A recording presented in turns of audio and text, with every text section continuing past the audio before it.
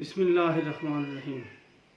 अस्सलाम वालेकुम दोस्तों, हाज़िर हूँ आपकी खिदमत में अपनी नई वीडियो के साथ। ये वीडियो लेट हुई, उसकी वजह मैं आपको बता देता हूँ कि हमारे जो चैम्बर थे F8 के अंदर वो गिरा दिए गए और उसमें मेरा चैम्बर भी F8 में था, उसको भी गिरा दिया गया।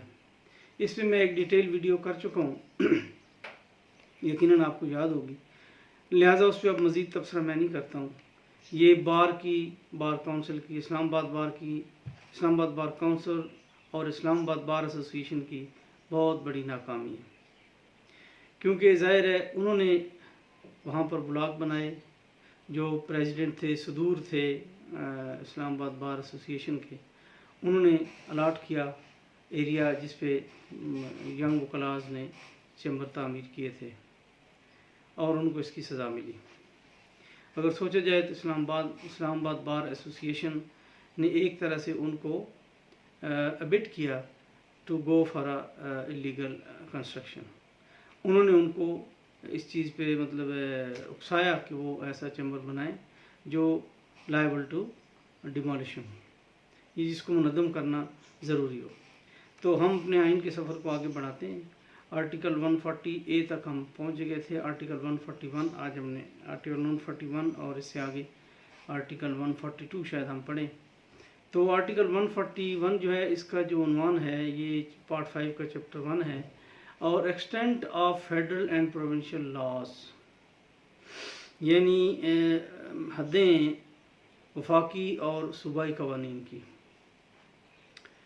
Subject to the Constitution, Majlis Shura Parliament may make laws, including laws having extraterritorial operation for the whole or any part of Pakistan, and a provincial assembly may make laws for the province or any part thereof.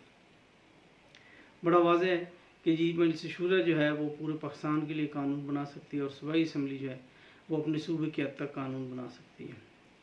अब subject matter of federal and provincial laws, यानी उनके जो areas हैं उनके ऊपर बात होगी। जो आर्टिकल 142 है वो कहता है कि जी parliament shall have exclusive power to make laws with respect to any matter in federal legislative list. अब आपको ये पता होगा कि 18वीं तरमीम से पहले फेडरल लेजिस्लेटिव लिस्ट वहाँ थी, उसके बाद एक सूबाई प्रोविंशियल लेजिस्लेटिव लिस्ट थी और एक कंकरेंट लेजिस्लेटिव लिस्ट थी। यानी एक लिस्ट वो जिस पे सिर्फ वफाक कानून साजी कर सकता है और एक लिस्ट वो जिस पे सिर्फ सूबे कानून साजी कर सकते हैं, और एक लिस्ट ऐसी थी जिसमें दोनों सूबे भी और वफाक भी कानून साजी कर सकता है। लेकिन 18वीं तरमीम से वो जो कंकरेंट जुरिस्डिक्शन थी उस लिस्ट को ख़त्म किया गया और वो जो सब्जेक्ट मैटर थे मोस्ट ऑफ देम जो थे उसमें से ज़्यादातर जो है वो सूबों को दे दिए गए। तो फेडरल को, यानी फेडरल लेजिस्लेटिव लिस्ट जो कि मुख्तसर थी उसको और मुख्तसर किया गया और जो कंकरेंट लिस्ट थी उसको मुकम्मल तौर पे ख़त्म किया गया। आगे हल्का सा इस पे देख लेते हैं। Majlis Shura parliament and provincial assembly shall have power to make laws with respect to criminal law, criminal procedure and evidence, ठीक है। Subject to paragraph B, a provincial assembly shall and Majlis Shura Parliament shall not have power to make laws with respect to any matter not enumerated in the federal legislative list। अब यहाँ पर आप देखें कि वाज़ेह तौर पे पाबंद कर दिया गया कि जो मैटर फेडरल लेजिस्लेटिव लिस्ट में नहीं है पार्लियामेंट उस पर कानून साजी नहीं कर सकती। आगे ये कहते हैं कि Majlis Shura parliament shall have exclusive power to make laws with respect to all matters pertaining to such areas in the federation as are not included in any province. यानी वो फेडरल कैपिटल टेरिटरी के हद तक भी लॉज बना सकती है, किसी प्रोविंस में वो शामिल ना हो। आगे वो inconsistency between the federal and provincial laws, बहुत बड़ा सब्जेक्ट है कि लॉज जो हैं वो इनकन्सिस्टेंट अगर हो जाएं, यानी फेडरल लॉ कुछ कहे और प्रोविंशियल लॉ उसी सब्जेक्ट पे या उसके झैली सब्जेक्ट पे कुछ और कहे, तो ये बहुत बड़ा ड्रॉबैक है। इसमें वो कहते हैं कि if any provision of an act of a parliament if any provisions of an act of a provincial assembly is repugnant to any provision of an act of Majlis Shura Parliament which Majlis Shura Parliament is competent to enact, then the act of Majlis Shura Parliament, whether passed before or after the act of the Provincial Assembly, shall prevail, and the act of Provincial Assembly to the extent of repugnancy be void। यानी यहाँ पर उन्होंने थोड़ी सी liberty दी कि अगर कोई ऐसा subject है जो फेडरल लेजिस्लेटिव लिस्ट में है और उसमें उन्होंने कानून साजी कर दी है, तो उसमें अगर सूबा भी कानून साजी कर लेता है तो यहाँ पर जो है फेडरल लॉ प्रिवेल करेगा, provincial law to the extent of repugnance ख़त्म हो जाएगा। अब आ जाती है बात, इसमें 144 एक सब्जेक्ट है, एक आर्टिकल है। 143 मैंने आपको पढ़ के सुना दिया। If one or more provincial assemblies pass resolutions to the effect that Majlis Shura Parliament may by law regulate any matter not enumerated in the federal legislative list in the fourth schedule, it shall be lawful for the Majlis Shura Parliament to pass an act for regulating that matter accordingly. But, अब ये देखें, but any act so passed may, as respects any province to which it applies, be amended or repealed by the act of assembly of that province। अब ये इस net shell में, इस article में ये कहा गया है कि अगर कोई सूबा या कोई 2-4 सूबे मिल के इकट्ठा किसी ऐसे सब्जेक्ट में जो फेडरल लेजिस्लेटिव लिस्ट में नहीं है और वो रेजोल्यूशन पास करते हैं असम्बली में कि हम वफाक को इख्तियार देते हैं कि वो इस मौजू पे रेगुलेट करे, इस मैटर को कानून बनाए, और वो कानून जब बन जाए तो सूबा बाद में अगर ये समझे कि ये दुरुस्त नहीं है तो वो उसको अमेंड कर सकता है, वो उसको रिपील कर सकता है। यानी ये जो प्रोविजन 144, ये भी 18वीं अमेंडमेंट के तहत इसमें ये चीज़ डाली गई है कि वफाक को पहले तो इख्तियार दें कि भाई आप कानून साजी कर लो, बाद में वो उसको चाहे तो अमेंड कर ले, चाहे तो रिपील कर दें। तो फिर भाई शुरू में रेजोल्यूशन मंगाने का फ़ायदा क्या है? अब ये मतलब कानून को इनइफेक्टिव करने वाली बात है।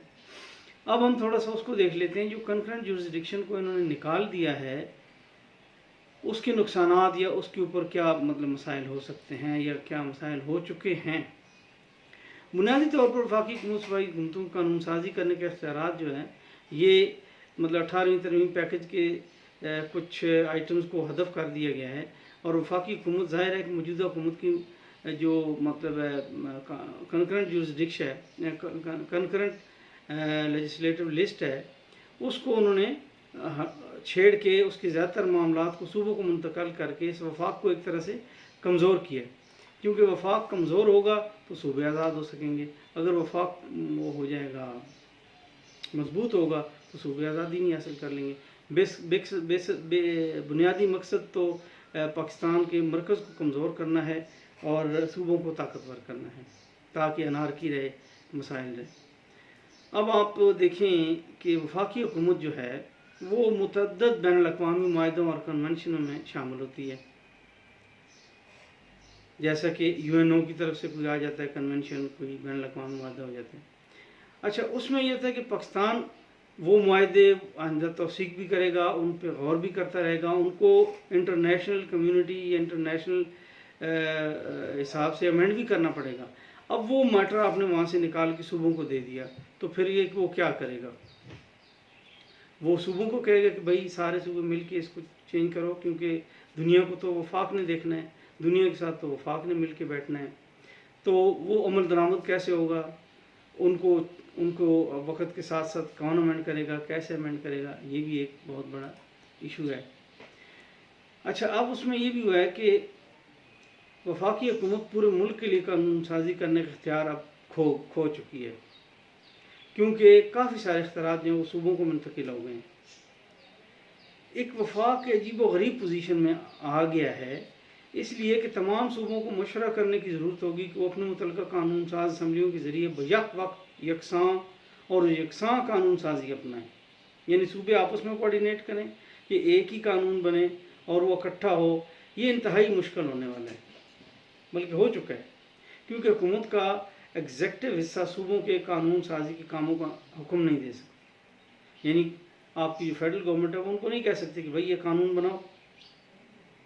इस मंजरनामे में जहाँ वफाकी हुकूमत पूरे मुल्क के लिए कानून साजी नहीं कर सकती, पाकिस्तान से होने वाले मुआहदे जो हैं उन पर अमल जो है बड़ा मुश्किल हो जाएगा। ये भी एक मसला है। अच्छा, अब एक चीज़ और भी है कि जो कमेटी बनी थी जिन्होंने ये 18वीं तरमीम बनाई, आई डोंट नो, मैं नहीं जानता कि उनके दिमाग में क्या था कि उन्होंने कंकरेंट लिस्ट को ख़त्म कर दिया। अब इन मामलात में ज़ाहिर है बहुत मसाइल हैं, ख़ास करके इंटरनेशनल कन्वेंशन या इंटरनेशनल जो मुआहदे हैं उनमें तो बहुत ज़्यादा मसाइल हैं।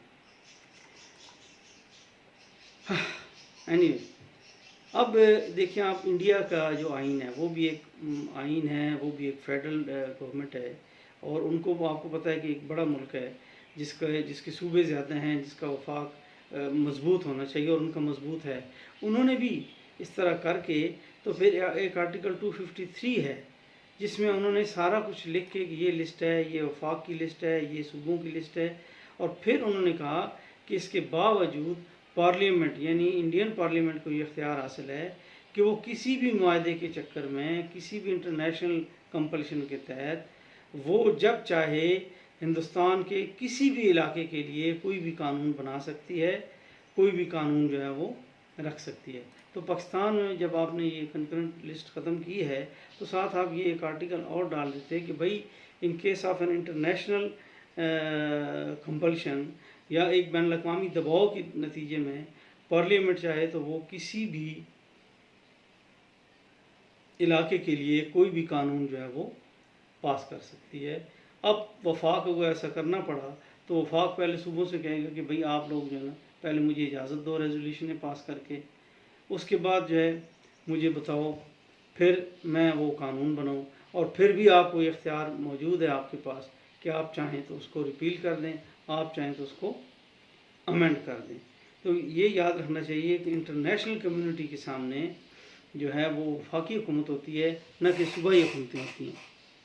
आइए अब हम फ़र्ज़ करते हैं कि साल से यानी आर्बिट्रेशन, एहतियाती नज़रबंदी यानी preventive detention, arms, firearms, माहौलियाती मामलात, ट्रेड यूनियन के मामले, अखबारात जैसे आइटम्स को ये कंकरेंट लिस्ट में थे, इनको अब हटा के सूबों को मुंतकिल कर दिए गए।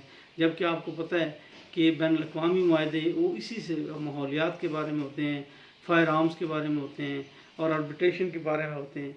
तो ये मामले सारे सूबों को चले जाने से वफाक को बहुत बड़ा झटका लगे। इसके अलावा आपको पता है कि जो हैं आपके ये जो आपके दूसरे मामलात हैं यानी कि जैसे चाइल्ड लेबर है, ह्यूमन राइट्स हैं, अब ये मामलात जो हैं वफाकी हुकूमत के वो कंट्रोल में होने चाहिए, न कि सूबों के कंट्रोल में होने चाहिए। लेकिन इस कंकरेंट लिस्ट को ख़त्म करके वफाक को इंतहाई बुरे तरीके से नाकाम करने के लिए और उसको कमज़ोर करने के लिए इसके मकासद थे। और मैंने तो यहाँ तक सुना है कि जिस दिन ये 18वीं तरमीम पास हो गई थी तो कुछ सूबों ने अपने झंडे चढ़ा के तो ये ऐलान किया कि आज से हम तकरीबन 90% जो है वो हो गए हैं, आज़ाद हो गए हैं। तो इसके साथ ही मैं आज अपनी वीडियो ख़त्म करता हूँ। इंशाल्लाह नेक्स्ट टाइम मिलेंगे तो हम आर्टिकल टेकअप जो करेंगे वो होगा 145 और वो चैप्टर 2 होगा। तो मुझे दीजिए इजाज़त। आप सबका बहुत बहुत शुक्रिया। अपना, अपने दोस्तों यारों का, फैमिलीज़ का बहुत ख्याल रखिएगा। अस्सलाम वालेकुम रहमतुल्लाहि व बरकातुहू।